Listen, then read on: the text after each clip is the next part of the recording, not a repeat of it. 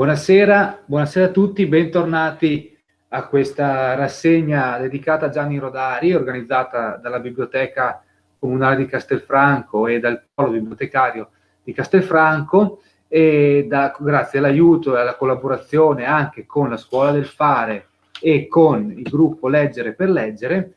E quest'oggi, dopo i primi due incontri che sono stati veramente, oltre che partecipati, molto intensi, sono incontri dai quali, parlando con alcune delle persone che vi hanno partecipato, non si esce del tutto uguali, del tutto identici al modo con cui vi si è entrati. Ed è veramente stata una grande soddisfazione vedere questa partecipazione. E oggi proseguiamo questo percorso con Livio Vianello, che saluto, che è stato altre volte nostro ospite qui in biblioteca, è stato anche recentemente la voce, per così dire, di Beppe Pastrello in occasione della mostra che avevamo organizzato l'anno scorso presso il Museo Casa Giorgione e a cui la Biblioteca Ragazzi di Castelfranco è stata poi intitolata. Dunque, oggi Livio Vianello, che come saprete è un eccellente lettore e un instancabile operatore culturale, ci parlerà di un testo fondamentale nella produzione di Rodari, per certi versi, se non esagero un po' con questa interpretazione, insomma, ma il testo più teorico, ecco, che è la grammatica e la fantasia. Penso che usciremo anche da questo terzo incontro con ben più di qualche pillola utilissima a ricomporre al meglio questo mosaico sfaccettato che è Gianni Rodari e il suo mondo.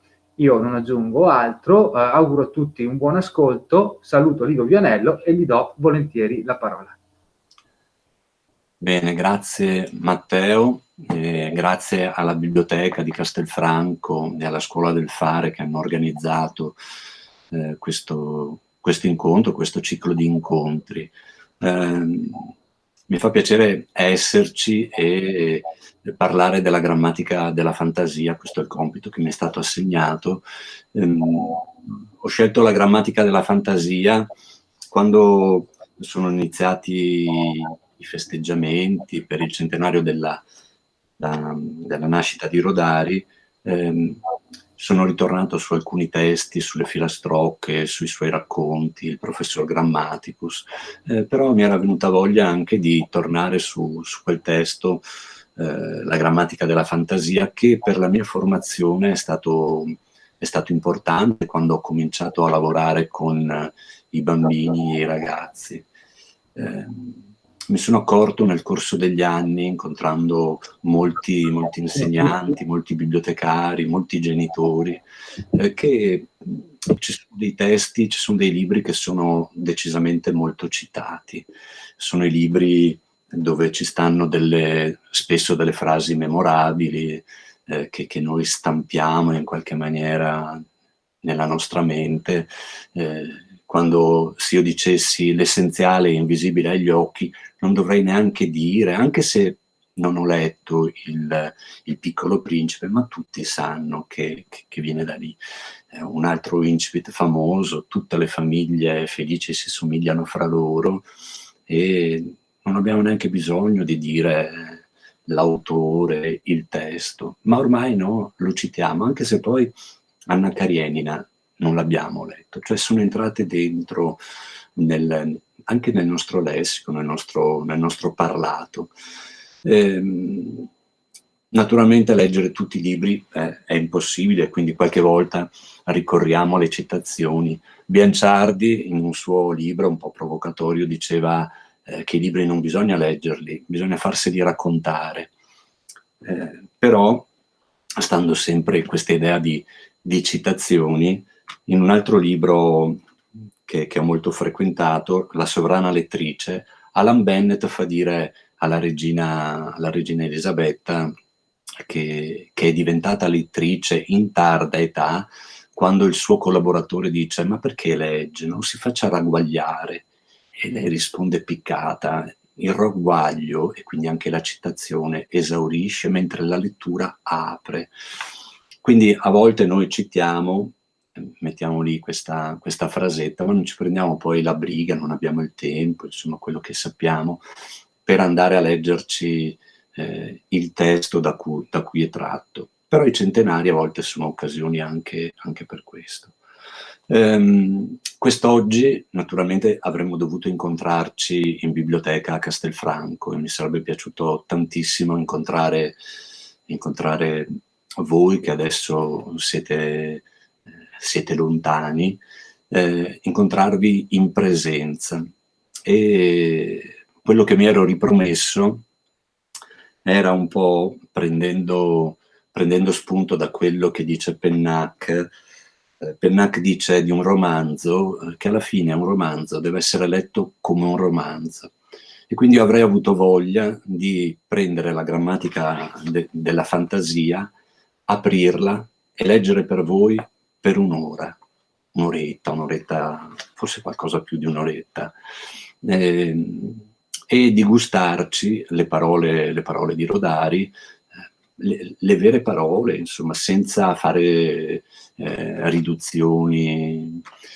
Però leggere un'ora a video ho pensato che sarebbe stato troppo, quindi mio malgrado farò delle interruzioni, farò in qualche capitolo naturalmente ho fatto una scelta, farò dei tagli e spero che comunque vi arrivino le parole di Gianni Rodari, ma dedicherò anche da lontano del tempo a leggere dei pezzi anche piuttosto lunghi, insomma, della grammatica della fantasia.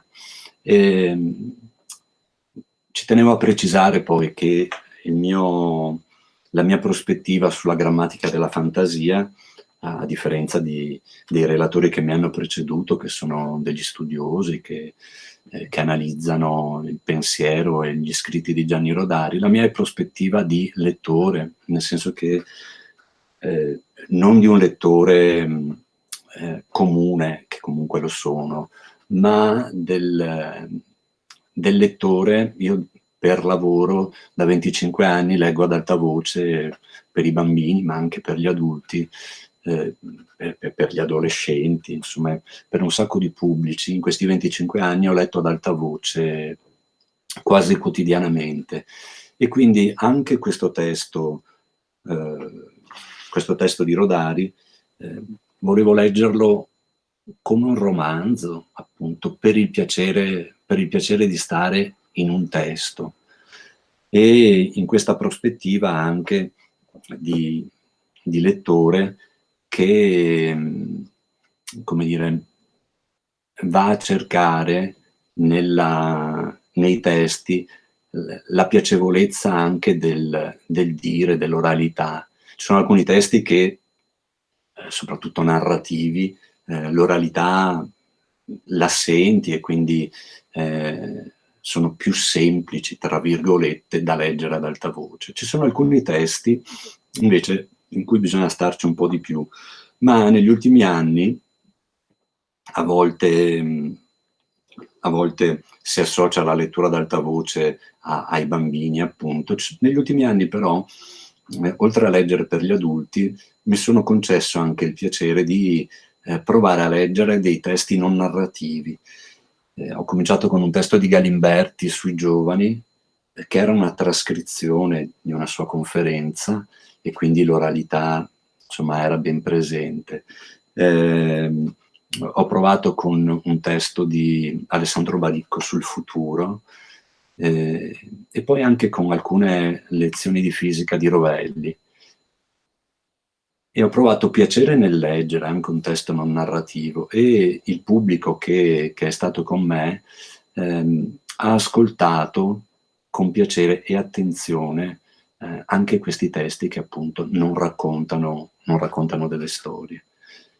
Il testo di quest'oggi racconta di un'esperienza che è un laboratorio cui Gianni Rodari è stato invitato nel 72 a Reggio Emilia, ed è scritto in prima persona, quindi in qualche modo anche qui la presenza, la voce di Gianni Rodari, io leggendola, la sento. Quello che cercherò di fare è di riuscire a trasmettervi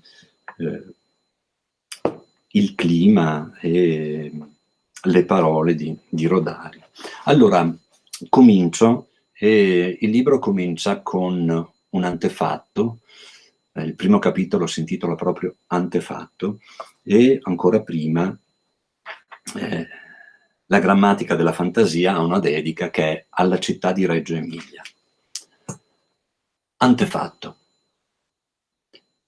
Nell'inverno del 1937-38, in seguito alla raccomandazione di una maestra, moglie di un vigile urbano, venne assunto per insegnare l'italiano ai bambini in casa di ebrei tedeschi che credevano, lo credettero per pochi mesi, di aver trovato in Italia un rifugio contro le persecuzioni razziali. Vivevo con loro in una fattoria sulle colline presso il Lago Maggiore. Con i bambini lavoravo dalle 7 alle 10 del mattino.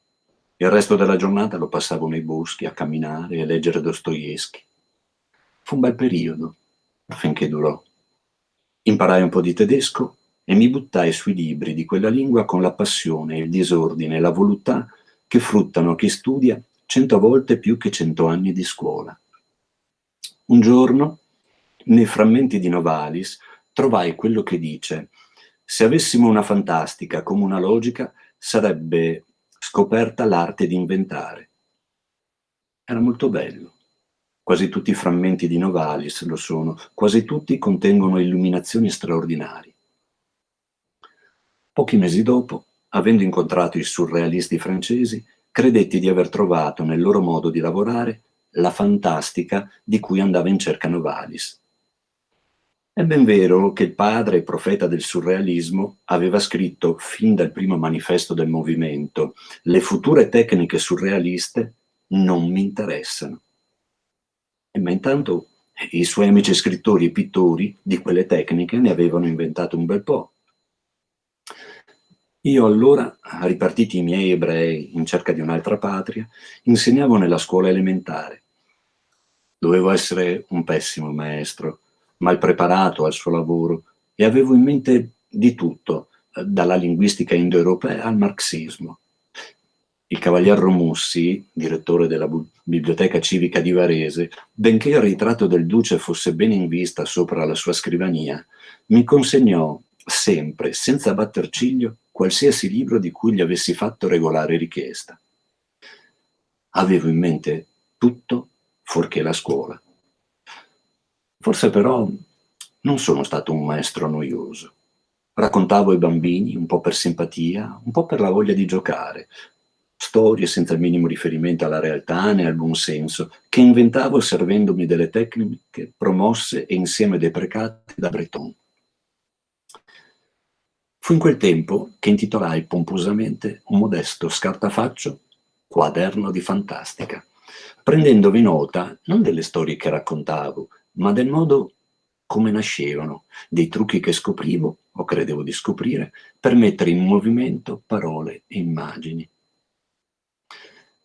Tutto questo poi fu a lungo dimenticato e sepolto, fino a quando, quasi per caso, intorno al 48, cominciai a scrivere per i bambini. Allora anche la fantastica mi tornò in mente ed ebbe gli sviluppi utili a quella nuova e imprevista attività. Solo la pigrizia e una certa riluttanza alla sistematicità e la mancanza di tempo mi impedirono di parlarne in pubblico fino al 1962, quando pubblicai nel quotidiano romano Paese Sera un manuale per inventare favole in 2 puntate, 9 e 19 febbraio. In quegli articoli prendevo una rispettosa distanza dalla materia, immaginando di aver ricevuto da un giovane studioso giapponese conosciuto a Roma durante le Olimpiadi un manoscritto contenente la traduzione inglese di un'operetta che sarebbe stata pubblicata a Stoccarda nel 1912 dalla Novalis Verlag, autore un improbabile Otto Schlegel-Kanitzer, dal titolo Fondamenti per una fantastica, l'arte di scrivere fiabe. Nella cornice di questa non originalissima finzione esponevo tra il serio e il burlesco alcune semplici tecniche di invenzione, le stesse poi che per anni sono andato divulgando in tutte le scuole dove sono stato a raccontare storie e a rispondere alle domande dei bambini. C'è sempre un bambino che domanda, per l'appunto, come si fa a inventare le storie?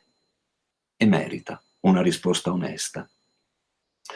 Ho ripreso l'argomento in seguito nel giornale dei genitori per suggerire ai lettori la maniera di farsi da soli le storie della buonanotte. Che cosa succede se il nonno diventa un gatto? Dicembre 69. Un piatto di storie, gennaio e febbraio 1971. Storie per ridere, aprile 1971. Pare brutto allineare tante date a chi possono mai interessare. Eppure mi piace poterle disporre una dopo l'altra, come se fossero importanti.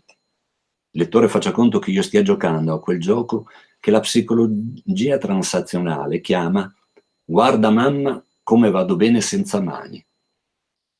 Sempre bello vantarsi di qualcosa.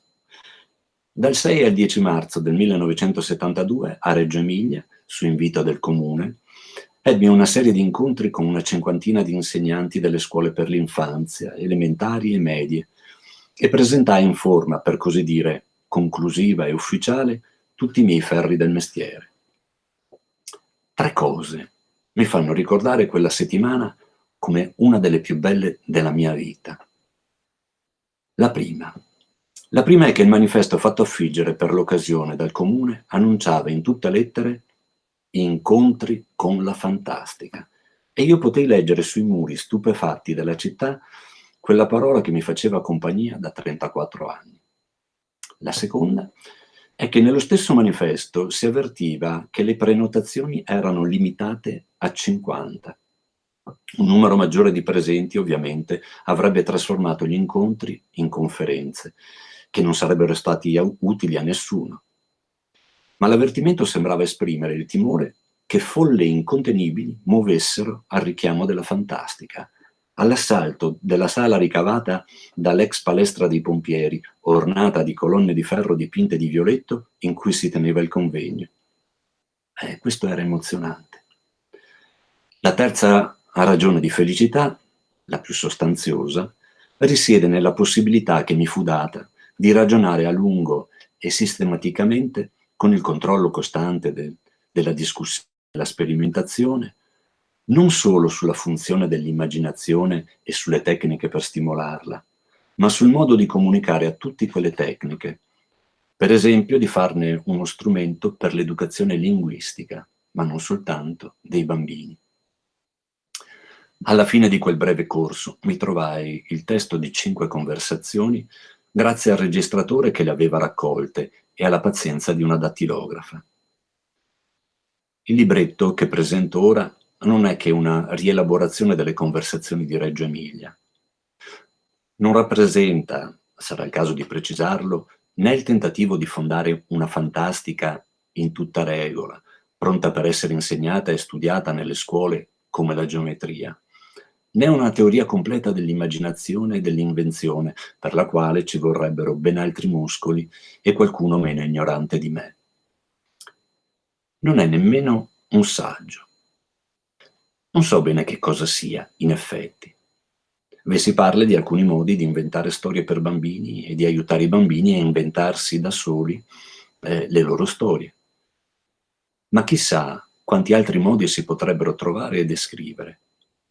Vi si tratta solo dell'invenzione per mezzo delle parole e si suggerisce appena, ma senza approfondire, che le tecniche potrebbero facilmente essere trasferite ad altri linguaggi, dal momento che una storia può essere raccontata da un narratore singolo o da un gruppo, ma può anche diventare teatro o canovaccio per una recita di burattini, svilupparsi in un fumetto, in film, venire incisa su un registratore e mandata agli amici. Potrebbero, quelle tecniche, entrare in ogni sorta di giochi infantili, ma su questo è detto ben poco. Io spero che il libretto possa essere ugualmente utile a chi crede nella necessità che l'immaginazione abbia il suo posto nell'educazione a chi ha fiducia nella creatività infantile, a chi sa quale valore di liberazione possa avere la parola. Tutti gli usi della parola a tutti. Mi sembra un buon motto, dal buon suono democratico. Non perché tutti siano artisti, ma perché nessuno sia schiavo. Allora finisce con queste righe che sono, come si diceva prima, no? Molto, molto citate, e poi lo vedremo. Questo antefatto. Se fossimo in presenza, mi sarebbe piaciuto aprire, subito dopo la lettura di questo primo capitolo, un gruppo di lettura istantanea. Nelle biblioteche spesso si incontrano i lettori, leggono un libro a casa, ognuno lo legge per sé, poi ci si confronta su quello che si è letto, oppure qualche volta capita anche di incontrarci, leggere ad alta voce un testo e poi mettere in circolo, no? le nostre letture, quello che il testo ha fatto risuonare dentro di noi nell'ascolto o nella lettura se uno lo fa da casa. Non posso farlo con voi naturalmente perché non siete qui con me, però magari se qualcuno avesse voglia e nei commenti volesse scrivere qualcosa, forse poi Elisa Simeonato della biblioteca mi riporta quello che avete scritto, oppure posso andarlo a vedere anch'io e magari vi rispondo nei prossimi giorni. In questo momento posso dirvi solamente come risuona in me, lettore, questo antefatto. Allora l'antefatto me lo colloca, come dicevo prima, quasi una necessità, no? di avere un c'è un racconto, il racconto di un'esperienza, ma questa esperienza non accade per caso, non arriva a gamba tesa, ma arriva alla fine di un percorso piuttosto lungo e Rodari praticamente fa una specie di autopresentazione quando gli scrittori vengono presentati in pubblico. Spesso i relatori cercano in rete un curriculum e lo espongono così velocemente. Rodari dice: beh, me lo faccio da me il curriculum, e quindi ci dice che è un maestro che ha fatto anche il maestro per un certo periodo, ci racconta delle sue letture, questa sua passione per la letteratura tedesca, e poi ci dice appunto che cambia lavoro e diventa scrittore per bambini. Scrive anche nelle riviste, il giornale dei genitori, oppure un quotidiano, Paese Sera. E poi, no, racconta di alcuni articoli.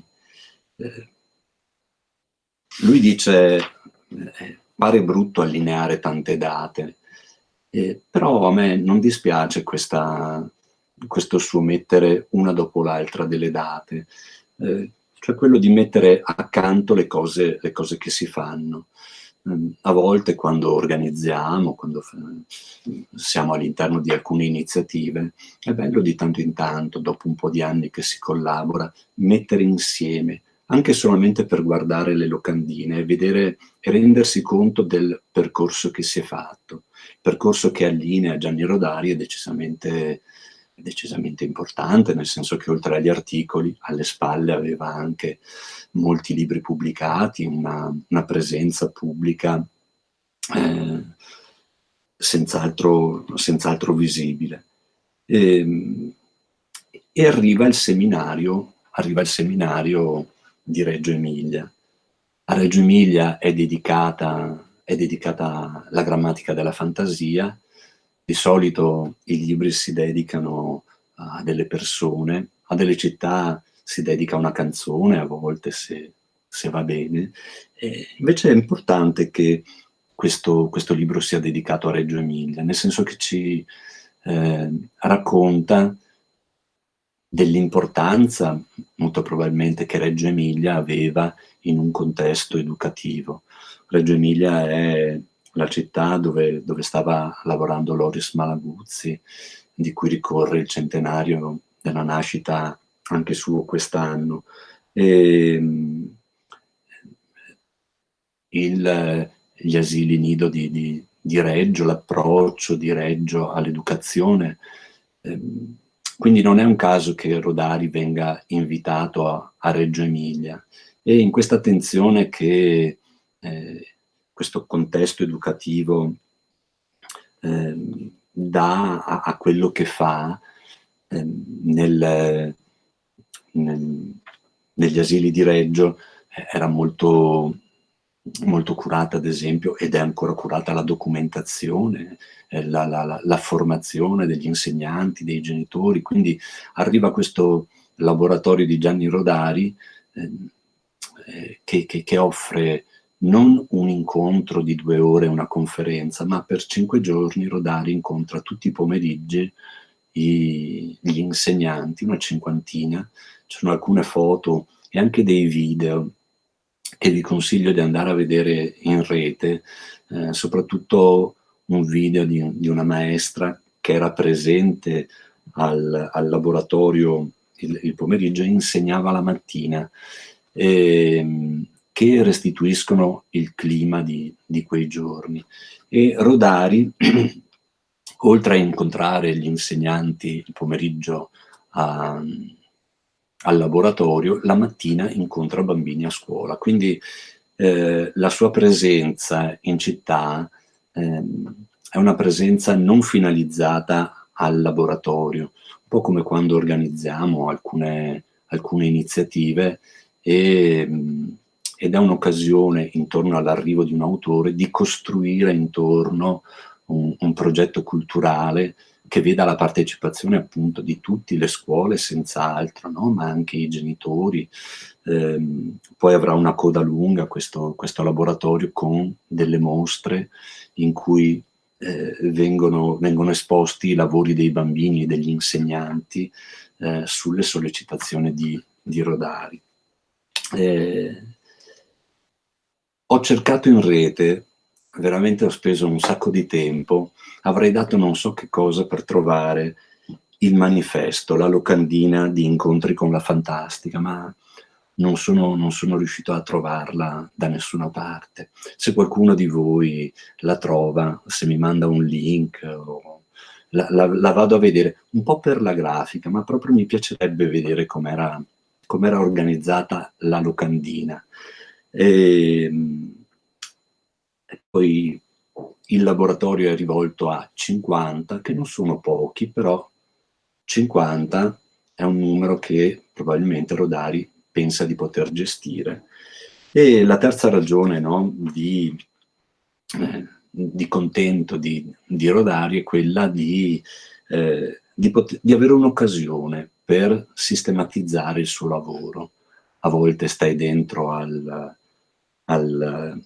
lavoro, continui, no? Hai occasioni, però non hai il tempo per fermarti e pensare. E questo laboratorio gli dà questa occasione. In più poi registrano e battono a macchina, per cui si ritrova il materiale pronto. Mi fa sorridere anche che a Rodari parli della grammatica della fantasia, di un libretto. Dice un libretto, si premura di dire che non è un saggio, non sa bene che cosa sia, non è un libro di un professore universitario, quindi un approfondimento, ma è solamente il suo racconto. In una pagina che ho trovato in rete dei suoi appunti sta scritto che voleva scrivere dei tratterelli, uno sulla vergogna e uno sulla fantastica. E poi, tra parentesi, dice manuale di fantastica ad uso degli scrittori. Poi c'è una cancellatura e quindi c'è scritto manuale di fantastica a uso degli scrittori e delle guardie campestri. Riesce a infilarci dell'ironia e abbassare così questo titolo un po' forse ai suoi occhi pomposo, no? di grammatica della fantasia o manuale di fantastica. L'ultimo pezzo del capitolo è decisamente molto conosciuto, anche se ho fatto una piccola ricerca. Effettivamente la citazione che esce fuori di solito di queste righe, ho cercato anche se Rodari l'avesse organizzata in un'altra maniera, ma non ho trovato. Quasi sempre la citazione dice che troviamo dappertutto e che anche noi spesso usiamo è: vorrei che tutti leggessero, non per diventare letterati o poeti, ma perché nessuno sia più schiavo. Però effettivamente qui non sta scritto vorrei che tutti leggessero, qui dice tutti gli usi della parola a tutti, che è leggermente ma anche sostanzialmente diverso, no? E questa idea del bel suono democratico mi piace molto, cioè di questo pensare che la parola e l'uso della parola sia fondamentale per creare cittadinanza. È un'idea che soggiace, io credo, spero anche a tutti quelli che si occupano di promozione e educazione della lettura. Noi non promuoviamo i libri e la lettura perché siamo degli snob, perché vogliamo appunto che tutti diventino dei letterati, ma in questa idea grande e democratica che se tutti abbiamo l'uso della parola ne facciamo uso consapevole da una parte, dall'altra anche riconosciamo anche chi usa le parole in maniera distorta. E quindi mi sembra che questo motto democratico sia veramente un bel cappello per cominciare la grammatica della fantasia. Vi leggo il secondo capitolo, facendo qualche piccolo taglio. Il secondo capitolo si intitola Il sasso nello stagno e dice così: un sasso gettato in uno stagno suscita onde concentriche che si allargano sulla sua superficie, coinvolgendo nel loro moto, a distanze diverse, con diversi effetti, la ninfea e la canna, la barchetta di carta e il galleggiante del pescatore. Oggetti che se ne stavano ciascuno per conto proprio, nella sua pace o nel suo sonno, sono come richiamati in vita, obbligati a reagire, a entrare in rapporto tra loro. Altri movimenti invisibili si propagano in profondità, in tutte le direzioni, mentre il sasso precipita smuovendo alghe, spaventando pesci, causando sempre nuove agitazioni molecolari. Quando poi tocca il fondo, sommuove la fanghiglia, urta gli oggetti che vi giacevano dimenticati, alcuni dei quali ora vengono dissepolti, altri ricoperti a turno dalla sabbia. Innumerevoli eventi, o microeventi, si succedono in un tempo brevissimo. Forse, nemmeno ad avere tempo e voglia, si potrebbero registrare tutti, senza omissioni. Non diversamente, una parola, gettata nella mente a caso, produce onde di superficie e di profondità. Provoca una serie infinita di reazioni a catena, coinvolgendo nella sua caduta suoni, immagini, analogie, ricordi, significati e sogni, in un movimento che interessa l'esperienza e la memoria, la fantasia e l'inconscio, e che è complicato dal fatto che la stessa mente non assiste passiva alla rappresentazione, ma vi interviene continuamente per accettare e respingere, collegare e censurare, costruire e distruggere. Prendo ad esempio la parola sasso. Cadendo nella mente, essa si trascina dietro, o urta, o evita, insomma, variamente si mette in contatto con tutte le parole che cominciano con S, ma non continuano con A, come semina, silenzio, sistole.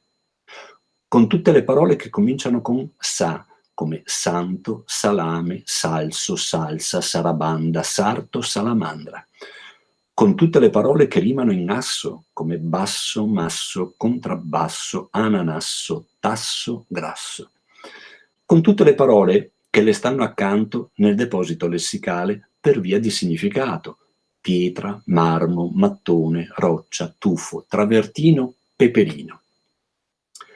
E queste sono le associazioni più pigre. Una parola urta l'altra per inerzia. È difficile che ciò basti a far scoccare la scintilla, ma non si può mai dire. La parola intanto precipita in altre direzioni, affonda nel mondo passato, fa tornare a galla presenze sommerse. Sasso, da questo punto di vista, è per me Santa Caterina del Sasso, un santuario a picco sul lago Maggiore. Ci andavo in bicicletta. Ci andavamo in bicicletta, insieme, Amedeo e io. Siedevamo sotto un fresco portico a bere vino bianco e a parlare di Kant. Ci trovavamo anche in treno. Eravamo entrambi studenti pendolari. Amedeo portava un lungo mantello blu. In certi giorni, sotto il mantello si indovinava la sagoma dell'astuccio del suo violino. La maniglia del mio astuccio era rotta, dovevo portarlo sotto il braccio. Amedeo andò negli Alpini e morì in Russia. Un'altra volta la figura di Amedeo mi tornò da un ricercare sulla parola mattone, che mi aveva ricordato certe basse fornaci nella campagna lombarda e lunghe camminate nella nebbia o nei boschi. Spesso Amedeo e io passavamo pomeriggi interi nei boschi a parlare di Kant, di Dostoevskij, di Montale, di Alfonso Gatto. Le amicizie dei 16 anni sono quelle che lasciano i segni più profondi nella vita. Ma questo qui non interessa. Interessa prendere atto di come una parola qualunque, scelta a caso, possa funzionare come parola magica per disseppellire campi della memoria che giacevano sotto la polvere del tempo. Non diversamente agiva il sapore della Madeleine nella memoria di Proust. E dopo di lui tutti gli scrittori della memoria hanno imparato, anche troppo, ad ascoltare gli echi sepolti delle parole, degli odori e dei suoni. Ma noi vogliamo inventare storie per bambini, non scrivere racconti per recuperare e salvare la nostra vita perduta. Semmai, anche con i bambini, di quando in quando, sarà divertente e utile fare il gioco della memoria. Qualsiasi parola potrà aiutarli a ricordare quella volta che... e a scoprirsi nel tempo che passa, a misurare la distanza tra oggi e ieri, sebbene i loro ieri siano, per fortuna, ancora poco numerosi e poco affollati. Il tema fantastico in questo tipo di ricerca, che parte da una sola parola, nasce quando si creano accostamenti strani, quando nei complessi movimenti delle immagini e delle loro interferenze capricciose si fa luce una parentela imprevedibile tra parole che appartengono a catene differenti. Ma l'esplorazione della parola sasso non è finita. Devo ancora rifiutarla come organismo che ha un certo significato e un certo suono, scomporla nelle sue lettere, scoprire le parole che ho rifiutate successivamente per arrivare alla sua pronuncia. Allora scrivo le lettere una sotto l'altra. S, A, S, S, O. Ora, accanto ad ogni lettera posso scrivere la prima parola che mi viene in mente, ottenendo una nuova serie. Per esempio, sardina, avvocato, sigaretta, sifone, ortolano. Oppure posso, e sarà più divertente, scrivere accanto alle 5 lettere 5 parole che formino una frase di senso compiuto. Così. Sull'altalena saltano 7 oche. Non saprei che farmene in questo momento di 7 oche in altalena, se non usarle per costruire un nonsense in rima. 7 oche in altalena reclamavano la cena, eccetera. Ma non bisogna attendersi un risultato di qualche interesse alla prima prova. Cerco un'altra serie con lo stesso sistema. 700 avvocati suonano 700 ocarine. Quel 700 è un prolungamento automatico del 7 precedente. Le ocarine si sono imposte sulla spinta evidente delle oche. Ma non si può ignorare che le ha favorite anche la vicinanza in questa ricerca con gli strumenti musicali nominati poco sopra. Un corteo di 700 avvocati che suonano l'ocarina non è un'immagine da buttar via. Possiamo ora lasciare la parola sasso al suo destino, ma non illudiamoci di averne esaurite le possibilità. Ha detto Paul Valéry: non c'è una parola che si possa comprendere se si va a fondo. E Wittgenstein: le parole sono come la pellicola superficiale su un'acqua profonda. Le storie si cercano appunto nuotando sott'acqua. Quanto alla parola mattone, ricorderò il test americano di creatività di cui parla Marta Fattori nel suo bel libro Creatività ed Educazione. I bambini vengono invitati con quel test ad elencare tutti gli usi possibili del mattone che conoscono o che riescono a immaginare. Purtroppo test del genere non hanno lo scopo di stimolare la creatività infantile, ma solo quello di misurarla, per selezionare i più bravi in immaginazione, come con altri test si selezionano i più bravi in matematica.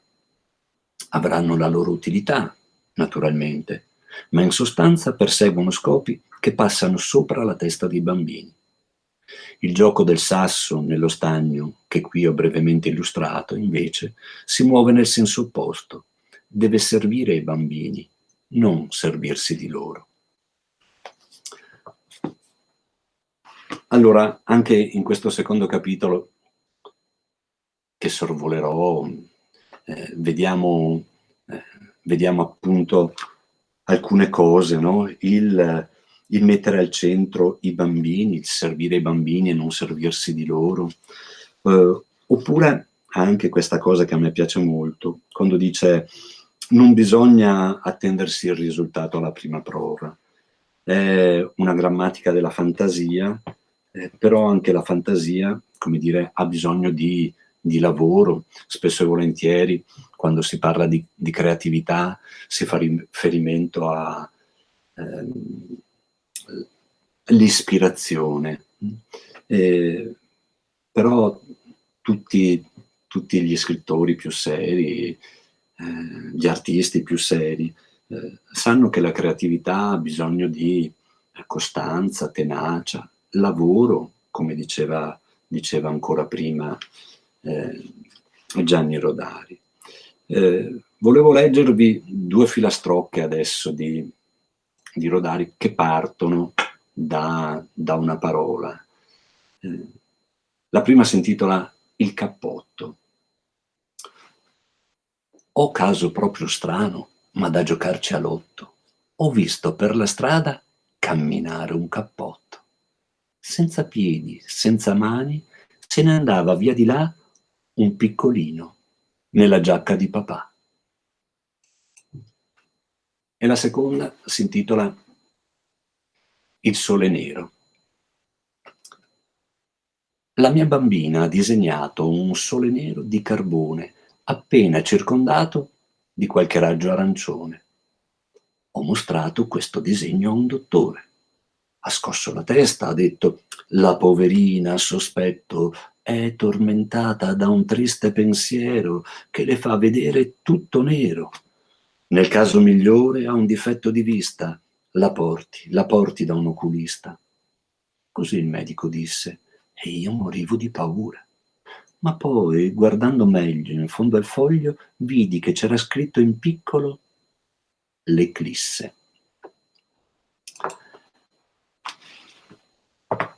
I capitoli successivi della grammatica ne salto naturalmente qualcuno. Salto a pie pari forse uno dei più famosi. Capitolo 4 è dedicato al binomio fantastico, però appunto perché è talmente famoso, talmente citato, lo salto e vado al capitolo 6, che ha come titolo Che cosa succederebbe se? E comincia ancora con una citazione di Novalis, che dice: le ipotesi sono reti, tu getti la rete e qualcosa prima o poi ci trovi. Ecco subito un esempio illustre. Che cosa succederebbe se un uomo si svegliasse trasformato in un immondo scarafaggio? Alla domanda ha risposto da par suo Franz Kafka nel racconto Metamorfosi. Non dico che quel racconto sia nato da quella precisa domanda, ma la sua forma è sicuramente quella dello sviluppo, fino alle conseguenze più tragiche, di un'ipotesi del tutto fantastica. All'interno di quell'ipotesi tutto diventa logico e umano, si carica di significati aperti a diverse interpretazioni. Il simbolo vive di vita autonoma e sono molte le realtà a cui si adatta. Quella delle ipotesi fantastiche è una tecnica semplicissima. La sua forma è appunto quella della domanda: che cosa succederebbe se? Per formulare la domanda si scelgono a caso un soggetto e un predicato. La loro unione fornirà l'ipotesi su cui lavorare. Se ha il soggetto Reggio Emilia e il predicato volare, che cosa succederebbe se la città di Reggio Emilia si mettesse a volare? Se è il soggetto Milano e il predicato circondato dal mare, che cosa succederebbe se improvvisamente Milano si trovasse circondata dal mare? Ecco due situazioni all'interno delle quali gli avvenimenti narrativi si moltiplicano spontaneamente all'infinito. Possiamo, per accumulare il materiale provvisorio, immaginare le reazioni di persone diverse alla straordinaria novità, gli incidenti di ogni genere cui dà luogo, le discussioni che sorgono. Una storia corale alla maniera dell'ultimo Palazzeschi. Possiamo sceglierci un protagonista, per esempio un bambino, e far ruotare intorno a lui l'avventura, come una giostra di imprevisti. Negli articoli pubblicati in Paese Sera, e già citati, formulavo le seguenti domande. Che cosa succederebbe se la Sicilia perdesse i bottoni? Che cosa succederebbe se un coccodrillo bussasse alla vostra porta chiedendovi un po' di rosmarino? Che cosa succederebbe se il vostro ascensore precipitasse al centro della Terra o schizzasse sulla Luna? Beh, su questa ipotesi, su quest'ultima, Rodari scrive appunto una filastrocca che si intitola L'ascensore e che fa così. Io so che un giorno l'ascensore al quarto piano non si fermerà, continuando la sua corsa e il soffitto bucherà, salirà tra due comignoli più su delle nuvole del vento e prima di tornare a casa farà il giro del firmamento. Il capitolo 8 è dedicato al prefisso arbitrario. E allora qui, prima di leggervi un pezzettino del capitolo della grammatica, vi leggo un racconto tratto dalle favole al telefono dove c'è un bel esempio di prefisso arbitrario. È il racconto che si intitola Il paese con l'esse davanti. Giovannino, per di giorno era un grande viaggiatore. Viaggia e viaggia, capitò nel paese con l'esse davanti. Ma che razza di paese è? Domandò a un cittadino che prendeva il fresco sotto un albero. Il cittadino, per tutta risposta, cavò di tasca un temperino e lo mostrò ben aperto sul palmo della mano. Vede questo? È un temperino. Tutto sbagliato. Invece è uno stemperino, cioè un temperino con l'esse davanti. Serve per far ricrescere le matite quando sono consumate ed è molto utile nelle scuole. Magnifico, disse Giovannino. E poi? E poi abbiamo lo staccapanni. Vorrà dire l'attaccapanni. L'attaccapanni serve a ben poco se non avete il cappotto da attaccarci. Col nostro staccapanni è tutto diverso. Lì non bisogna attaccarci niente, c'è già tutto attaccato. Se avete bisogno di un cappotto, andate lì e lo staccate. Che ha bisogno di una giacca? non deve mica andare a comprarla. Passa dallo staccapanni e la stacca. C'è lo staccapanni d'estate e quello d'inverno, quello per uomo e quello per signora.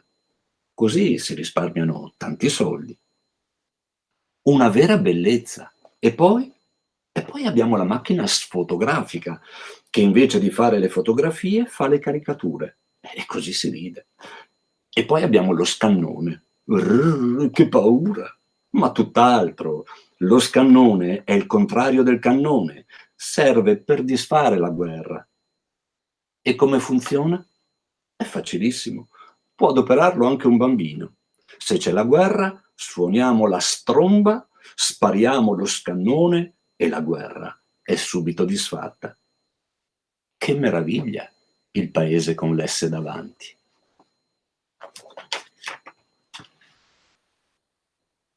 Allora il gioco, appunto, proposto in questo capitolo è di mettere un prefisso alle parole per trasformarle.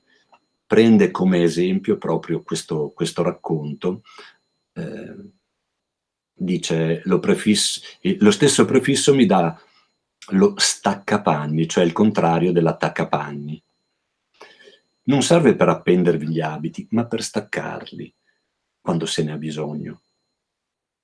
In un paese di vetrine senza vetri, negozi senza cassa e guardaroba senza scontrino. Dal prefisso all'utopia. Ma non è certo vietato immaginare una città futura in cui i cappotti siano gratuiti come l'acqua e l'aria. E l'utopia non è meno educativa dello spirito critico.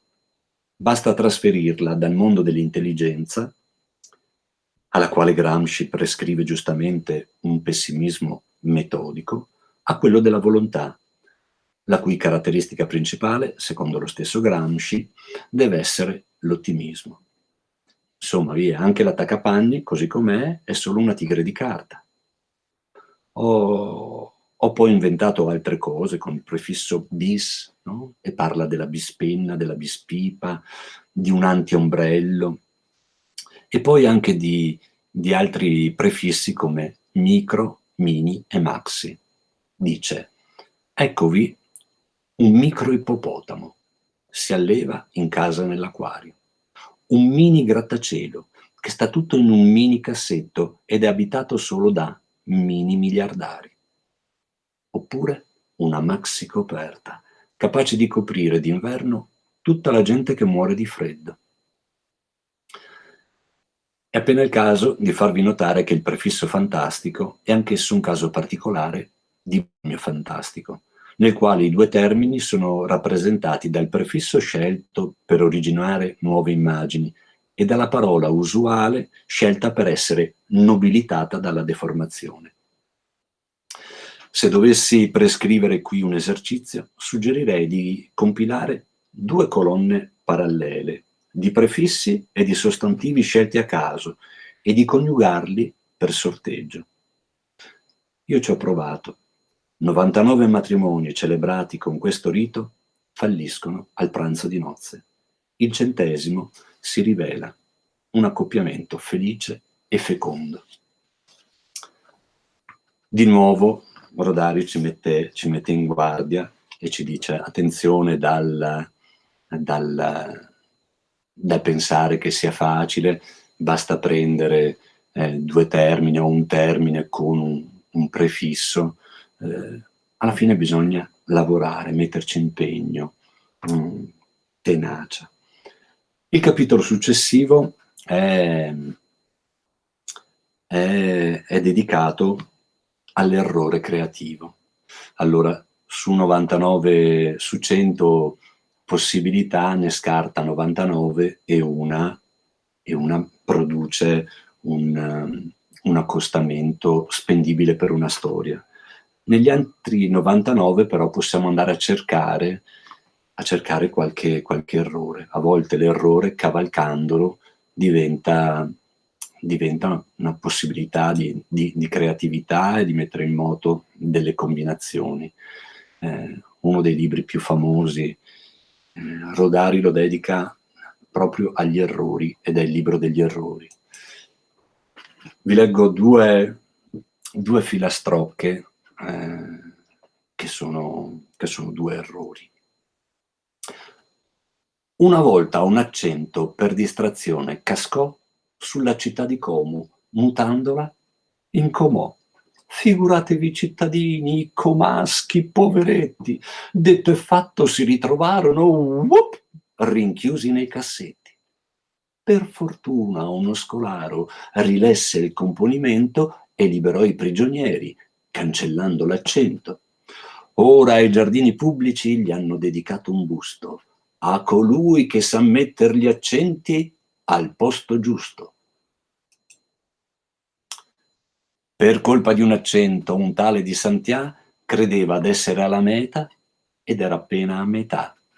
Per analogo errore un contadino, a Rò, tentava invano di cogliere le pere da un però. Non parliamo del dolore di un signore di Corfù quando senza più accento il suo cucù non cantò più. Allora all'errore Rodari nella grammatica dedica un capitolo, l'errore creativo. Dice: in ogni errore giace la possibilità di una storia. Una volta a un bambino che aveva scritto, insolito errore, cassa per casa, suggerì di inventare la storia di un uomo che abitava in una cassa. Altri bambini si buttarono sul tema. Ne uscirono molte storie. C'era un uomo che abitava in una cassa da morto. Un altro era così piccolo che gli bastava una cassetta per la verdura per dormirci. Finiva al mercato tra broccoli e carote. Qualcuno pretendeva di comprarlo un tanto al chilo. Un libro con 2 B sarà soltanto un libro più pesante degli altri o un libro sbagliato o un libro specialissimo?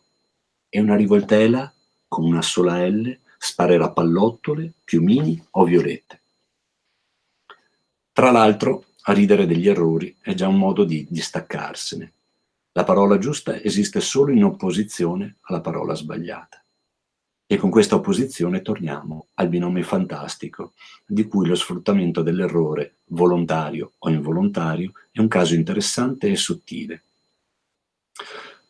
Da un'unica parola si possono ricavare molti errori, cioè molte storie.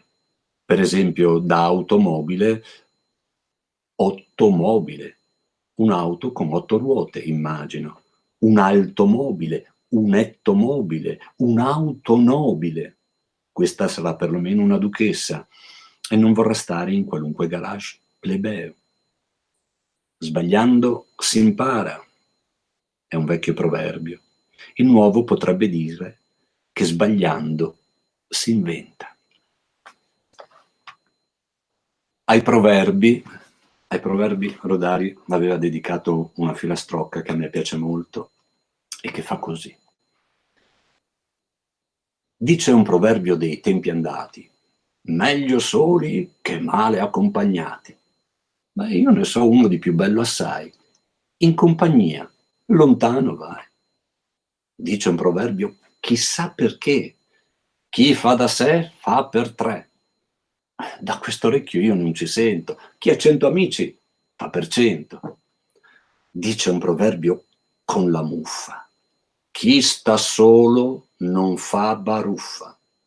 Questa, dico io, è una bugia. Se siamo in tanti, si fa allegria. Allora siamo andati avanti abbastanza fedeli alla scansione dei capitoli. Adesso facciamo un salto. E vado al capitolo 18. Il capitolo 18 ha come titolo Le fiabe a rovescio. E come esempio di questo capitolo vi leggo un'altra filastrocca molto famosa, che è Le favole a rovescio, che dice: c'era una volta un povero lupacchiotto che portava alla nonna la cena in un fagotto. E in mezzo al bosco, dov'è più fosco, incappò nel terribile Cappuccetto Rosso, armato di trombone come il brigante Gasparone. Quel che successe poi, indovinatelo voi.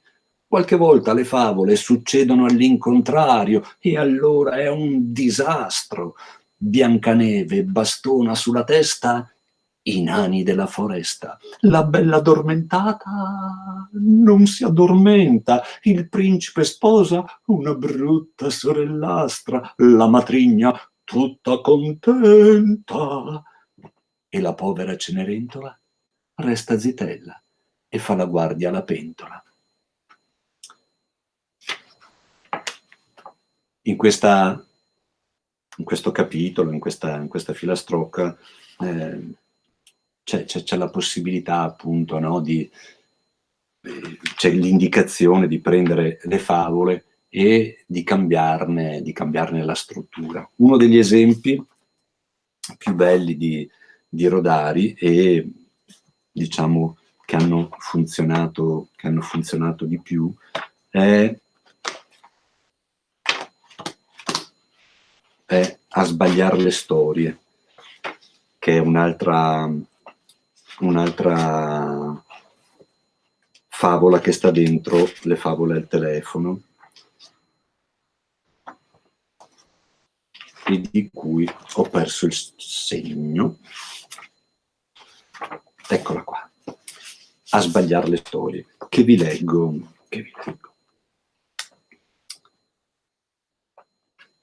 C'era una volta una bambina che si chiamava Cappuccetto Giallo. No, rosso. Ah sì, Cappuccetto Rosso. La sua mamma la chiamò e le disse: senti Cappuccetto Verde. Ma no, rosso. Ah sì, rosso. Vai dalla zia Diomira a portarle questa buccia di patata. Ma no, vai dalla nonna a portarle questa focaccia. Va bene. La bambina andò nel bosco e incontrò una giraffa. Ma che confusione! Incontrò un lupo, non una giraffa. Sì, e il lupo le domandò: quanto fa 6 per 8? Ma niente affatto. Il lupo le chiese: dove vai? Hai ragione. E Cappuccetto Nero rispose: era Cappuccetto Rosso, rosso, rosso. Sì, rispose: vado al mercato a comprare la salsa di pomodoro. Ma neanche per sogno. Vado dalla nonna che è malata, ma non so più la strada. Giusto, il cavallo disse. Ma quale cavallo? Era un lupo. Sicuro, e disse così. Prendi il tram numero 75, scendi in piazza del Duomo, gira a destra, troverai 3 scalini e un soldo per terra. Lascia stare i 3 scalini, raccatta il soldo e comprati una gomma da masticare. Nonno, tu non sai proprio raccontare le storie, le sbagli tutte, però la gomma da masticare me la compri lo stesso. Va bene, eccoti il soldo. E il nonno tornò a leggere il suo giornale. Questo è uno dei racconti più conosciuti di Gianni Rodari. È una storia che ho letto centinaia di volte per bambini e anche per gli adulti. E ci dà il destro per passare, per capriolare nella grammatica della fantasia al capitolo 36, che è dedicato appunto alle storie per ridere. Me ne leggo qualche brano. Inizia così. Il bambino che vede la mamma infilarsi il cucchiaio nell'orecchio anziché in bocca ride perché la mamma sbaglia. Così grande non sa nemmeno adoperare il cucchiaio nel modo giusto, secondo le regole. Questo riso di superiorità è tra le prime forme di riso di cui il bambino è capace. Che la mamma abbia sbagliato apposta non fa la minima differenza. Il suo gesto sarà in ogni caso un gesto sbagliato. Se la mamma, dopo aver ripetuto 2 o 3 volte quel gesto, lo varierà portandosi il cucchiaio all'occhio, il riso di superiorità sarà rafforzato da un riso di sorpresa. Questi meccanismi semplicissimi sono ben noti agli inventori di gag cinematografiche. Lo psicologo noterà piuttosto che anche il riso di superiorità è uno strumento di conoscenza, giocato com'è sull'opposizione tra uso corretto e uso errato del cucchiaio. La più semplice possibilità di inventare storie comiche nasce dallo sfruttamento dell'errore. Le primissime storie saranno più gestuali che verbali. Papà si mette le scarpe alle mani. Si mette le scarpe in testa. Vuol mangiare la minestra col martello. Ah, se il signor padre Monaldo Leopardi avesse fatto un po' il pagliaccio a uso e consumo del suo piccolo Giacomo, là nel borgo natio selvaggio, forse da grande il poeta lo avrebbe addirittura ricompensato scrivendo una poesia su di lui. E invece bisogna arrivare a Camillo Sbarbaro per vedere in poesia un padre in carne e ossa. Bisogna però stare attenti a un aspetto particolare del riso di superiorità. Se non lo si tiene d'occhio, esso può assumere una funzione conservatrice, allearsi al conformismo più piatto e più bieco. Sta qui l'origine di un certo comico reazionario che si ride del nuovo, dell'insolito, dell'uomo che vuol volare come gli uccelli, delle donne che vogliono far politica, di chi non pensa come gli altri, non parla come gli altri, come vogliono le tradizioni e i regolamenti. Perché quel riso abbia una funzione positiva, bisogna che la sua freccia colpisca piuttosto le idee vecchie, la paura di cambiare, il bigottismo della norma.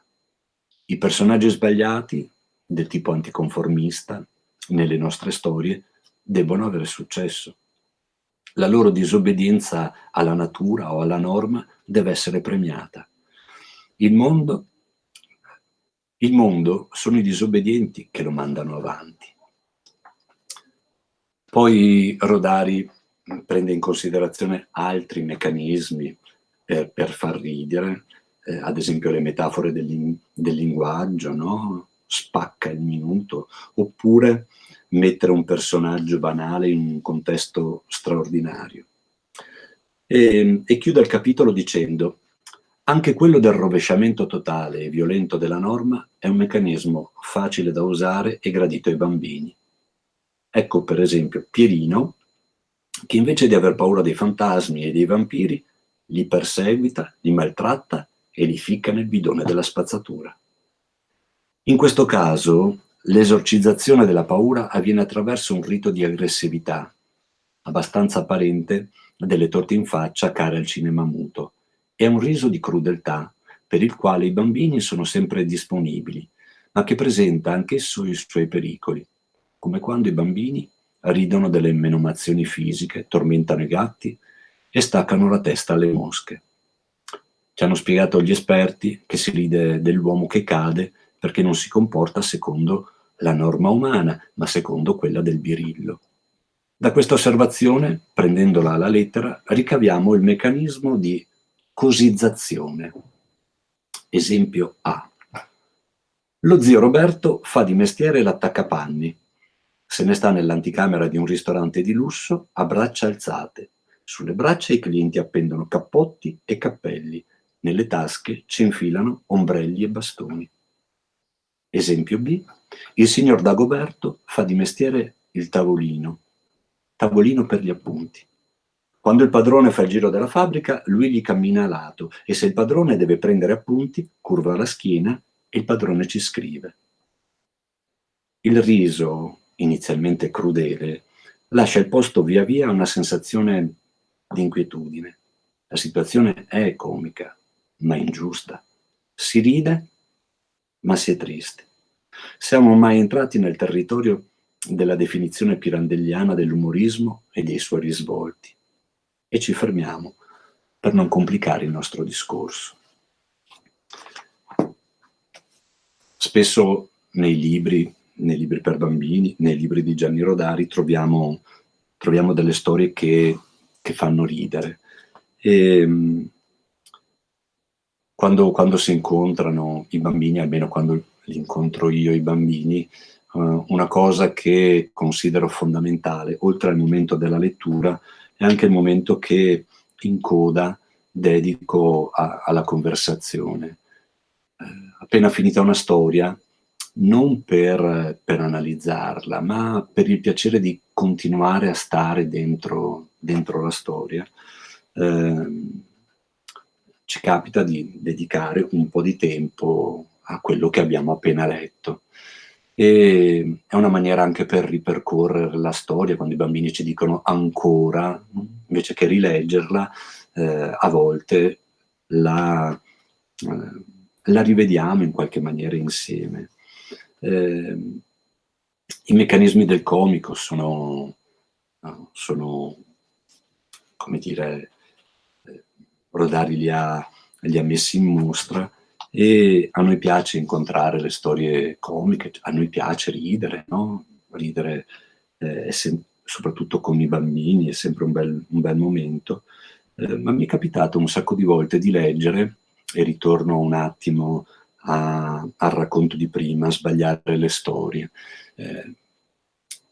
Quando lo leggo è inevitabile, cioè i bambini ridono, si divertono tantissimo. Naturalmente è una storia da leggere non nella primissima infanzia, quando Cappuccetto Rosso è Cappuccetto Rosso, la leggiamo quando possiamo permetterci un'ironia gentile intorno a Cappuccetto Rosso. Sbagliamo le storie, sovvertiamo la storia. Però poi capita che chiacchierando con i ragazzi, senza che io forzi la cosa, esce fuori che a un certo punto qualcuno dice: ma questo nonno com'è? Effettivamente questo nonno ci fa ridere perché sbaglia le storie, ma qualcuno più di qualche volta mi ha fatto notare, qualche bambino, qualche ragazzo, mi ha fatto notare che il nonno è il prototipo di chi le storie non le vuole raccontare. Sbaglia apposta per poter leggere il suo giornale. Allora ci fa ridere, all'inizio ci fa molto ridere, ma in fondo, non è come il riso il riso di crudeltà, però in fondo, no? Ci parla di un adulto che, di fronte alla possibilità di raccontare delle storie, si ritrae, ha il suo giornale da leggere. E questo ci porta all'ultimo capitolo che volevo prendere in considerazione questo pomeriggio, che è Il bambino che ascolta le fiabe, e che è il capitolo 38. Rileggendolo in questi giorni ho ritrovato molte delle cose che mi capita di dire e raccontare quando incontro gli adulti e parliamo di lettura ad alta voce. Molto probabilmente le dico perché ho letto La grammatica della fantasia, non le cito perché non le ricordavo che fossero in questo capitolo, ma con i libri succede così, li leggiamo e poi in qualche maniera li facciamo nostri, li introiettiamo e diventano parte anche dei nostri pensieri. In questo capitolo c'è il bambino che ascolta le fiabe, c'è l'adulto che le fiabe le racconta o le legge. E il capitolo inizia dice: prima di tutto la fiaba è per il bambino uno strumento ideale per trattenere con sé l'adulto. Ed effettivamente è un po' così.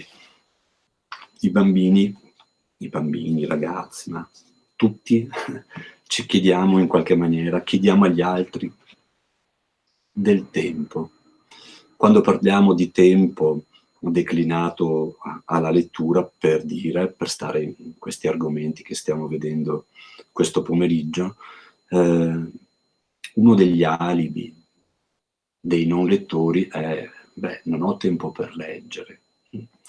Vi leggo una paginetta di Pennac che ho letto talmente tanto che si è staccata dal libro, che è come un romanzo.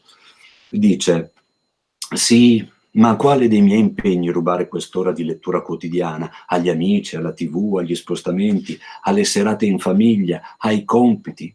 Dove trovare il tempo per leggere? Grave problema che non esiste. Nel momento in cui mi pongo il problema del tempo per leggere, vuol dire che quel che manca è la voglia, poiché a ben vedere nessuno ha mai tempo per leggere, né i piccoli, né gli adolescenti, né i grandi. La vita è un perenne ostacolo alla lettura. Ah, leggere. Vorrei tanto, ma il lavoro, i bambini, la casa. Non ho più tempo. Ah, come la invidio lei che ha tanto tempo per leggere. E perché questa donna che lavora, fa la spesa, si occupa dei bambini, guida la macchina, ama 3 uomini, frequenta il dentista, trasloca la settimana prossima, trova il tempo per leggere e quel casto scapolo che vive di rendita no? Il tempo per leggere è sempre tempo rubato, come il tempo per scrivere, d'altronde, o il tempo per amare. Rubato a che cosa? Beh, diciamo al dovere di vivere. Il tempo per leggere, come il tempo per amare, dilata il tempo per vivere. Se dovessimo considerare l'amore tenendo conto dei nostri impegni, e chi si rischierebbe? Chi ha tempo di essere innamorato? Eppure si è mai visto un innamorato non avere il tempo per amare? Non ho mai avuto tempo di leggere, eppure nulla mai ha potuto impedirmi di finire un romanzo che mi piaceva.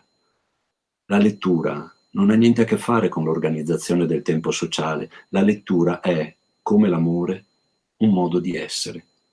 La questione non è di sapere se ho o non ho tempo per leggere, tempo che nessuno d'altronde mi darà, ma se mi concedo o no la gioia di essere un lettore.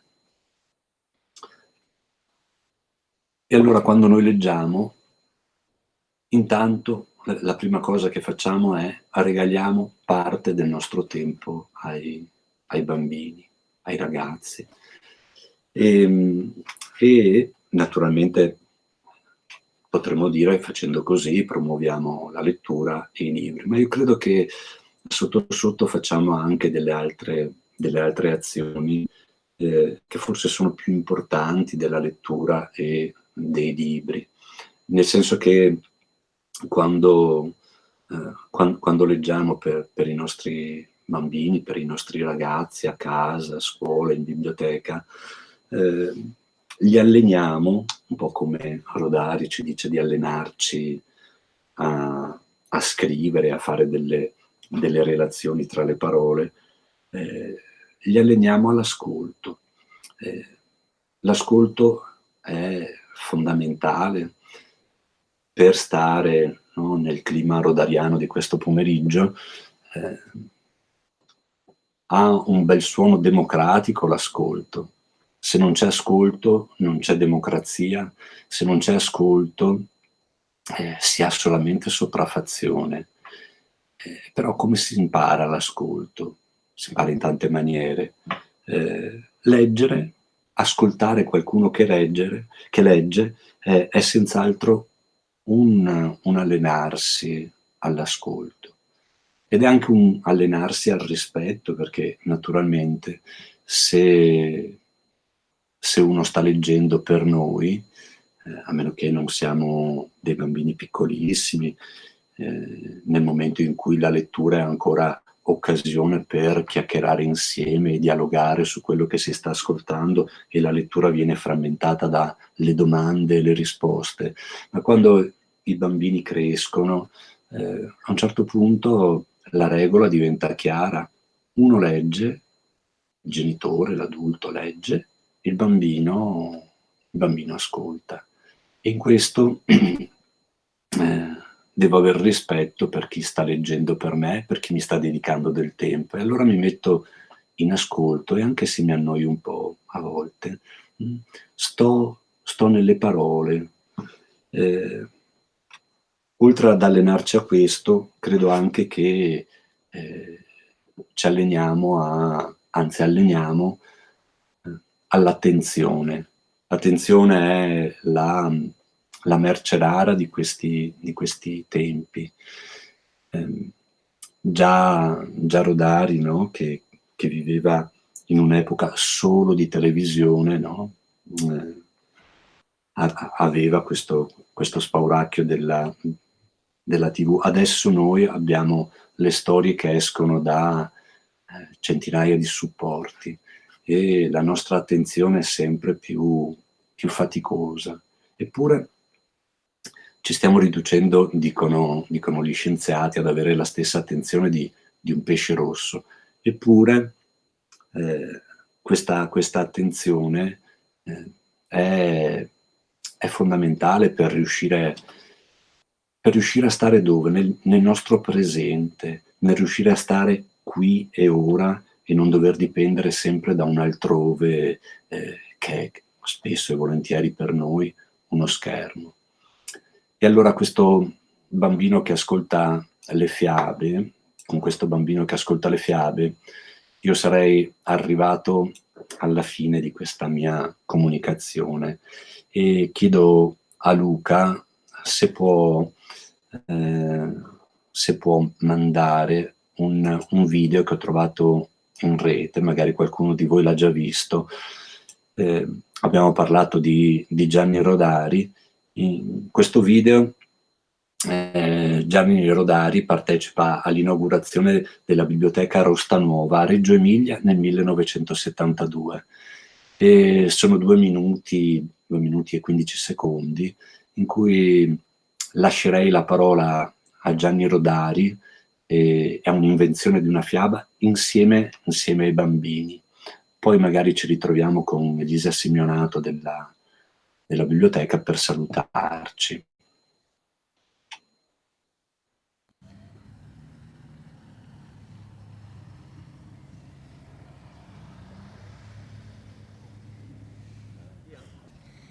Da piccolo leggeva e le sono servite le sue letture per scrivere adesso i libri. Da piccolo leggevo dentro una cassa di legno, non una cassa da morto. Mio padre faceva il fornaio e vendeva la pasta. Gli arrivava la pasta dentro queste casse di legno. Allora io ne prendevo una, la mettevo in un angolo, andavo dentro nella cassa col libro e con pane e cioccolato. E se mi sono serviti non lo so, perché questo è successo tanto tempo fa, quasi ai tempi di Garibaldi. I personaggi delle fiabe se li inventa o sono quelli della sua vita? No, me li invento. Li tiro magari fuori dal naso, dalle orecchie, dalla bocca, però li invento perché così li faccio più divertenti. Quelli della vita molte volte sono un po' noiosi. Preferisce le storie che finiscono bene o quelle che finiscono un po', insomma? Preferisco quelle che non finiscono.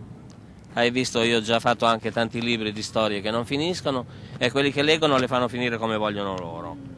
Preferisco le storie che finiscono con un punto interrogativo, così uno per rispondere deve inventarsi qualche cosa. Preferisco le storie che cominciano e poi io non le finisco e tocca ai bambini che leggono finirle. Dopo che finiscano bene o male non importa. Adesso le faccio una domanda io. Se lei dovesse suggerire a un bambino, a un ragazzo che ha voglia da grande di diventare lo scrittore, quale consiglio gli darebbe? Di studiare la matematica. No, voglio dire, di studiare bene, di crescere attento, ma di non preoccuparsi troppo di scrivere, di non avere fretta.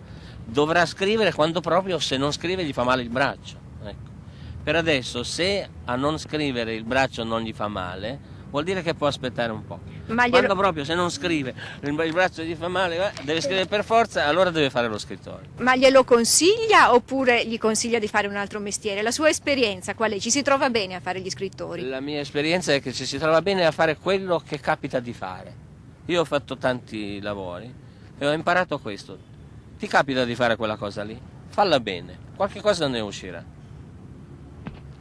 Allora, io ho letto da piccola le sue poesie, no? Poi ho scoperto, insomma, che ha fatto anche alcuni testi per delle canzoni. Che differenza c'è fra scrivere canzoni e fare poesie? Non lo so, perché io testi apposta per le canzoni non ne ho mai fatti.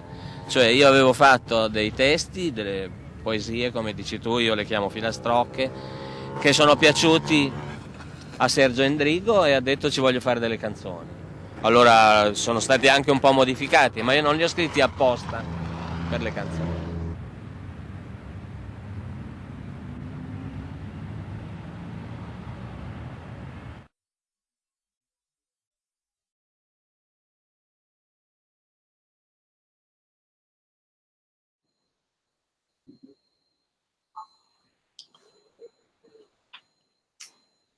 Bene, credo di aver sbagliato il link e avete ascoltato un'intervista fatta da dei bambini a Gianni Rodari, ma va bene lo stesso, ci siamo lasciati con le parole di Gianni Rodari. E quindi lascio la parola a Elisa Simeonato. Grazie per la vostra attenzione. Bene, allora, grazie a te Livio, perché anche stavolta, come diceva Matteo all'inizio, credo che come per gli altri incontri, alla fine sì, usciamo un po' diversi, ecco, quando finiscono. E bellissimo anche il filmato che abbiamo visto adesso, perché mi sono un po' così riconosciuta, nel senso che anch'io ho studiato la matematica e alla fine adesso faccio non la scrittrice, ma insomma la bibliotecaria, quindi probabilmente ecco, ci ho azzeccato. Allora, anzitutto appunto mi ha fatto piacere che ci sia stato questo tuo intervento sulla grammatica della fantasia, perché è un libro che tengo sul comodino da un po' di tempo e che leggo un po' per volta, un capitoletto diciamo ogni sera quando riesco, perché appunto lo trovo apparentemente semplice, però in verità cioè, molto difficile, pieno di cose, tra l'altro collegate anche tra di loro, quindi cioè, ci vuole anche un po' di pazienza per farle tutte, diciamo, proprie. E io nel frattempo, mentre tu parlavi, ho seguito un po' appunto la chat che c'è su YouTube e anche qua ovviamente appunto chi ti ringrazia, che bello, bravo Livio, che regalo. E ci sono anche commenti, beh dopo magari te li leggerai perché sono anche lunghi. E ce n'è uno però che non compare su YouTube, ma mi è arrivato un messaggino su WhatsApp da parte di una mia collega che ti sta guardando ovviamente e scrive: starei ad ascoltarlo tutta la notte. Ecco, io aggiungo magari anche tutto il giorno. Tu Beh, infatti... di solito anche i bambini dicono sì, ti aspettiamo fino a domani. Faccio subito una domandina e dico: avete portato lo spazzolino? Avete portato ecco, questo adesso è ora di cena e quindi ci salutiamo senz'altro. Anche la tua amica andrà a cena. Comunque, guarda, tu all'inizio hai detto che cioè, ti sei presentato come lettore comune, ma insomma non sei proprio un lettore comune. Sì, insomma, ti ringrazio anche perché effettivamente è un'opera che appunto non è narrazione, quindi è anche, insomma, penso più difficile da leggere rispetto ad una cosa invece che racconta una storia. E allora, prima di salutarci, però, io volevo appunto così presentare gli incontri che ci saranno la prossima settimana. Noi per questa settimana abbiamo concluso. Ci vediamo la settimana prossima con 3 incontri. Il primo è martedì 15 dicembre, sempre alle 17:30 con Enrica Bucarella e Dalia Zardo della Scuola del Fare.